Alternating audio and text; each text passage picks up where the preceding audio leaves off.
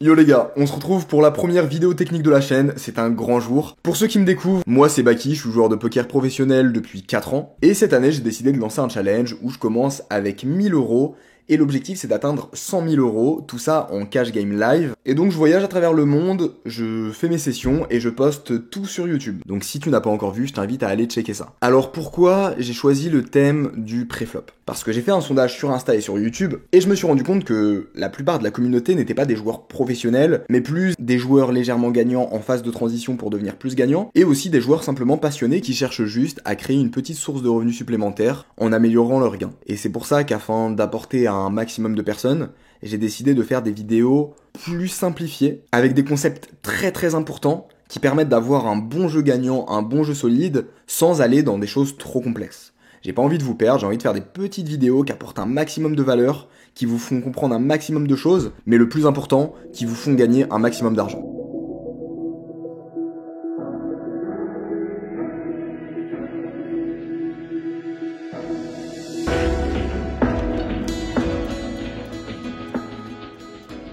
Et donc on se retrouve pour cette vidéo sur 3 erreurs fatales pré-flop. Des erreurs que je vois très souvent chez certains joueurs réguliers, et surtout que je vois très souvent chez des joueurs amateurs. Alors un premier point, on va poser les bases tout de suite avec quelque chose d'assez simple. Arrêtez de mettre des options à la table. Une option, qu'est-ce que c'est? Pour faire simple, c'est quand on est en début de parole, c'est mettre 2 fois la grosse blinde dans le noir sans voir ses cartes, et on sera le dernier à parler à la fin du tour. Il faut comprendre un truc, quand vous faites une option, c'est comme si vous rédigez un chèque et vous l'envoyez à vos adversaires. Je vais vous montrer ce graphique. Voici un graphique sur un ensemble de joueurs réguliers. Ce qu'on peut voir, c'est que quand les joueurs sont en small blind ou en grosse blind, malgré le fait que ça soit de très bons joueurs, ils sont forcément perdants. Vous voyez même que en small blind et en grosse blind, ils perdent autant que en début de position, en milieu de position et au cut-off réunis. C'est vraiment énorme. Même si c'est en live, même si on joue contre des joueurs bourrés qui font n'importe quoi, on ne pourra pas rendre notre option gagnante. On perdra forcément de l'argent en option. Et en fait, quand vous faites une option, qu'est-ce qui se passe? C'est que vous échangez une position début de parole qui est rentable, parce qu'en début de parole, vous êtes en position libre, c'est-à-dire que vous n'avez pas investi d'argent. Et donc même si vous jouez que les as, vous gagnerez forcément de l'argent. Vous troquez cette position-là, qui est donc forcément rentable, contre une position qui est forcément perdante. Donc littéralement, vous jetez de l'argent par les fenêtres, 10 € par-ci, 10 € par-ci, ou 6 €, enfin ça dépend de la limite que vous jouez. Mais en tout cas, sur le long terme, ça a des conséquences qui sont vraiment catastrophiques, et qui sur une année font une grosse différence sur vos gains. Je sais qu'il y a des joueurs qui le font un peu par pression sociale, parce qu'il y a 2-3 joueurs à la table qui le font, et c'est des joueurs sympathiques, du coup on a envie de faire comme eux. Potentiellement on a peur d'être jugé si on ne le fait pas, etc. D'ailleurs, petite référence à mes vlogs en Roumanie où je m'embrouillais toujours avec les gars à la table parce que je ne voulais pas mettre d'option. Et ils disaient en mode, mais mec, c'est 2 €, pourquoi tu veux pas mettre une option? Et en fait, la réponse, on s'en fout, il n'y a pas de réponse à donner. C'est aussi une question d'état d'esprit et c'est une question de pourquoi on est là, pourquoi on est à la table. Si vous êtes à la table pour vous amuser et que vous vous en foutez de perdre, très bien, vous pouvez faire des options. Mais en tout cas, gardez à l'esprit que c'est l'équivalent de faire un chèque à vos adversaires et de l'envoyer.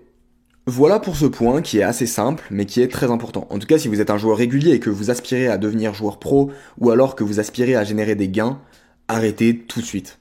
On s'en fout des conséquences, il n'y aura jamais de conséquences, on va pas vous virer du casino parce que vous faites pas d'options. Arrêtez tout de suite, c'est juste de la perte d'argent. Voilà pour le premier point. On attaque avec le deuxième point qui suit ce graphique. Comme vous pouvez le voir dans ce graphique, la majeure partie de nos gains se fait au bouton, au cut-off, et plus on descend dans les positions, moins on fait de l'argent. L'explication à ça, elle est très claire. C'est qu'il faut vraiment adapter ses ranges selon la position. Quand vous êtes en début de parole et qu'il y a 8 personnes à parler derrière vous, il y a potentiellement 8 personnes qui vont se réveiller avec une belle main, qui vont potentiellement se chauffer à vous relancer en bluff. Enfin bref, il y a 8 personnes qui vont donner de l'action et qui vont vous mettre en difficulté. Et donc c'est pour ça qu'il est très important d'adapter ses ranges selon la position. Mais c'est pas juste une question de 5-6%. Je vais vous montrer avec des exemples, ça sera plus parlant. Ça c'est la range de relance que je préconise au bouton. En bleu foncé, on a toutes les mains qui sont des open standards, que je vais toujours relancer. Et en bleu clair, il y a toutes les mains que je vais relancer dans des configurations positives, typiquement s'il y a des joueurs qui ne surrelancent pas assez, qui ne 3-bettent pas assez, qui ne surrelancent pas assez. S'il y a des joueurs qui sont récréatifs et assez faibles, s'il y a des joueurs qui sont un peu trop serrés et qui vont trop fold post-flop, Enfin bref, dans à peu près 100% des situations, je relance ces mains-là, parce qu'en vrai, on a toujours une configuration assez positive en live. Donc voilà, ça me fait jouer 76% de mes mains au bouton. Maintenant, je vais vous montrer ma range en début de parole, et vous pouvez déjà commencer à imaginer un peu à quoi elle va ressembler. On y arrive tout de suite, je vous laisse 3 secondes pour y réfléchir, et on y arrive tout de suite. Et ça, c'est la range que j'ai en début de parole. Donc vous allez voir que As-Valet, Roi-Dame, si je n'ai pas une configuration positive, c'est des mains que je ne joue même pas. Je vais jouer Paire de 8+, Roi 18 et plus, As 18 et plus, et As-Dame dépareillé et mieux. Simplement parce qu'il y a beaucoup plus de potentiel que des joueurs nous call, il y a beaucoup plus de potentiel que des joueurs nous relancent, et typiquement, si on a As-Valet, qu'on relance pré-flop, qu'on est payé par 2-3 joueurs, si on touche un As, ça vaut pas forcément grand-chose. En même temps, on va souvent être hors de position, alors qu'au bouton, on a la position post-flop, donc forcément, ça nous pousse à jouer plus de mains. Et comme je l'ai dit plus tôt, on est en position libre, c'est-à-dire qu'on ne peut pas perdre d'argent. On n'a pas besoin d'aller chercher, d'aller jouer trop. Jouer trop, c'est juste prendre le risque de perdre de l'argent. Typiquement, si ici, en début de parole, vous jouez juste paire de valet et As-Roi, c'est pas ce que je préconise, hein, mais si vous jouez que paire de valet et As-Roi, eh bien vous serez forcément gagnant en début de parole. Alors qu'en jouant trop de mains, on peut se mettre à être perdant, et ce qui est catastrophique.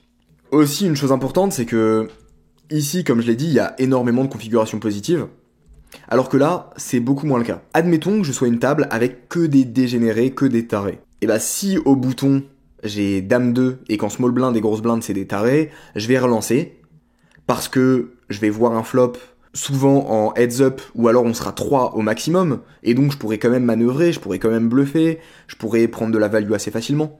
Alors que si, ici, j'ai As-10 et que je suis une table avec que des dégénérés, bah je vais relancer, je vais être payé 7 fois, et ma paire d'As ou ma paire de 10 que je vais toucher au flop ne vaudra absolument rien. En plus de ça, je serai hors de position, enfin bref, c'est des situations qui sont beaucoup plus complexes à jouer, et où je vais jouer très très serré. Les seuls cas où je vais élargir au-delà de ça, c'est si j'ai des tells physiques assez précis, ou alors des reads très précis sur un joueur, typiquement un joueur que j'ai déjà analysé, dont j'ai analysé le jeu et que je connais à peu près par cœur, qui parle après moi. Voilà pour ce point-là. Je vais pas vous montrer toutes les ranges dans toutes les positions, sinon ça prendrait vraiment longtemps. Mais en tout cas, ça vous permet déjà d'avoir des petits repères sur comment ajuster votre jeu pré-flop. On passe au point suivant, qui est le point le plus important pour moi. C'est que tu dois absolument arrêter les limps et les overlimps. Limp, c'est le fait de juste payer la blinde au lieu de relancer. Et overlimp, c'est le fait de, quand tu fais face à un limp, justement, d'overlimper. C'est-à-dire qu'il y a un joueur avant toi qui call pré-flop, et toi, tu vas juste continuer à call sans faire une sur-relance. Pourquoi c'est une grosse erreur? Pourquoi c'est catastrophique? On va prendre un exemple directement, ce sera beaucoup plus parlant. Admettons que j'ai Dame 9 dépareillé au bouton. Il y a le joueur au cutoff qui limp. Est-ce que j'ai un call, donc un overlimp, ou est-ce que je relance? On va voir ce qui va se passer quand je vais call. Si je call, le joueur en small blind il aura rien à rajouter, donc très souvent il va rentrer dans le coup. Le joueur en grosse blind va aussi checker. On va se retrouver à 4 sur un flop. Qui dit à 4 sur un flop dit quasiment impossible de bluffer. Aussi notre range en perçu sera assez faible parce qu'on a overlimp. Donc si après on se met à miser, le mec se dira attends, il a juste collé pré-flop, ça représente pas beaucoup de force, et ça va être beaucoup plus difficile de faire des bluffs. On sera contre plein de joueurs, on n'aura pas forcément d'informations sur leur range. Si on touche un 9, il sera très souvent battu. Si on touche une dame, ça ira à peu près, mais les seuls flops qui seront bien, ce sera des flops dame 7-2. Typiquement, si on tombe sur des flops dame 7-8, contre 4 joueurs, il y aura beaucoup de probabilité qu'un joueur ait touché une double paire, qu'un joueur ait un tirage qui puisse toucher à la turn, à la river. Enfin bref, le coup, ça va être une horreur à jouer. Alors que maintenant, qu'est-ce qui se passe si on relance? Il y a énormément d'avantages à relancer. Déjà, très souvent, on va récupérer le pot pré-flop. Si la small blind ne peut pas call, la grosse blind ne peut pas call et le cutoff ne peut pas call, on récupère tout l'argent mort, c'est-à-dire 2 blindes et demi, ce qui est vraiment pas mal. Ensuite, très souvent, on va jouer en heads up. Très souvent, small blind et grosse blind vont fold, et le joueur au cutoff va call, ou alors la grosse blind va call, et le joueur au cutoff va fold. Mais en tout cas, selon la table, je dirais que dans 60-70% des cas, on va se retrouver en heads up. Donc déjà, on sera que contre un seul joueur. Si on touche une dame ou un 9, ça vaudra beaucoup plus parce qu'il y aura qu'une range en face de nous. Aussi, qui dit qu'il y a qu'une seule range dit que ça sera beaucoup plus facile à lire. Le jeu de l'adversaire sera facile à lire. Il aura limp call et non limp raise. Donc son éventail de mains possibles se réduit. Il n'a pas les mains les plus faibles, il n'a pas les mains les plus fortes. et pour l'exploiter, ça sera beaucoup plus simple. Aussi, ce qui est très intéressant, c'est qu'on aura une meilleure range en perçu, étant donné qu'on a relancé préflop, on représente des mains fortes, des mains comme As-Roi, As-Dame, Paire de Valet et mieux, etc. Et donc, pour bluffer, on aura beaucoup plus de crédit. On a Dame 9, on a deux options. Il y en a une qui nous met dans des spots compliqués, où ça va être très difficile d'exprimer notre avantage sur les adversaires. Et on en a une autre qui sera très facile à jouer, et qui nous permettra vraiment de crush les mecs en face. C'est le point le plus important. Je dirais que c'est le point le plus difficile à maîtriser. Ça demande de prendre l'habitude de faire ses relents, de jouer avec de l'agressivité, mais c'est fondamental. Voilà pour cette vidéo. Volontairement, j'ai fait en sorte de faire un format assez court, parce que j'ai pas envie de vous surcharger d'informations complexes. J'ai vraiment envie que ce soit des petits conseils par-ci par-là qui vous permettent d'améliorer vos gains simplement, avec des axes de progression très clairs. Voilà, c'est un nouveau format, c'est un nouveau test. Peut-être qu'on va continuer sur cette structure, peut-être que non. Si vous avez kiffé, faites-le moi savoir dans les commentaires. Faites-moi vos retours également. En tout cas, un plaisir de partager ce contenu et de vous aider à progresser dans la meilleure direction. Les gars, on se retrouve dimanche pour le prochain vlog, je vous fais des gros bisous, ciao.